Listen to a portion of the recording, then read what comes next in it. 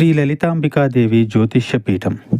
భార్యాభర్తల మధ్య కలహాలు రావడం, పిల్లలు పెద్దల మాట వినకపోవడం, ఆరోగ్య సమస్యలు, ఆర్థిక సమస్యలు, విద్య, ఉద్యోగ సమస్యలు, వ్యాపారంలో, వ్యవసాయంలో నష్టాలు రావడం, శత్రుభయం, నరదిష్టి, నాగదోషం. మీరు ఎన్నో సమస్యలతో బాధపడుతున్నట్లయితే ఈ గురువు గారికి ఒక్కసారి నమ్మకంతో కాల్ చేయండి. ఈ గురువు గారు చెప్పింది చెప్పినట్లుగా జరిగింది. మీరు ఏమీ చెప్పవద్దు, అన్ని గురువు గారు చెప్తారు. గురూజీ శ్రీ గురవయ్య స్వామి గారు. Phone number 89881844. ఈ రోజున ఈ రాశి జాతకులు చెవులు రెక్కించి వినండి. విశ్వశక్తులు మీ పైన ఉన్నాయి, మీ వైపే పని చేస్తున్నాయి.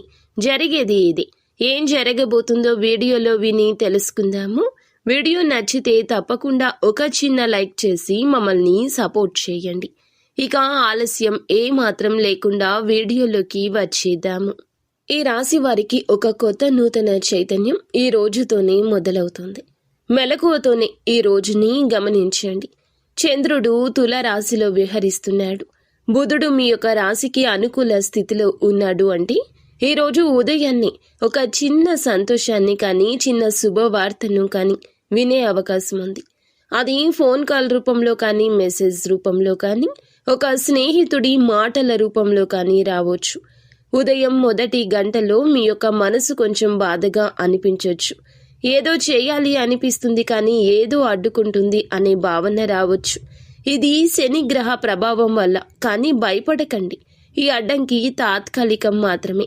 ఒక్కసారి పనిపై దృష్టి పెట్టగలిగితే ఆ శక్తి మీ వైపుకు వాలిపోతుంది. ఉదయం నుంచే మీకు ఏదో సౌకర్యంగా ఉంది అనిపిస్తుంది. దీని అర్థం మీ యొక్క మిత్ర బంధాలు, సామాజిక బంధాలు, టీం వర్క్ బలపడుతుంది. ఉద్యోగస్తులు ఉదయాన్నే మీ యొక్క సీనియర్స్తో మాట్లాడడం ద్వారా కొత్త ఆలోచన లేదా కొత్త ప్రాజెక్టు ప్రారంభమవుతుంది. ఆర్థిక పరంగా చూస్తే ఉదయం డబ్బు ఖర్చుపై జాగ్రత్త అవసరము. ముఖ్యంగా ఆన్లైన్ కొనుగోలు చేయాలి అనుకుంటే ఆలోచించండి.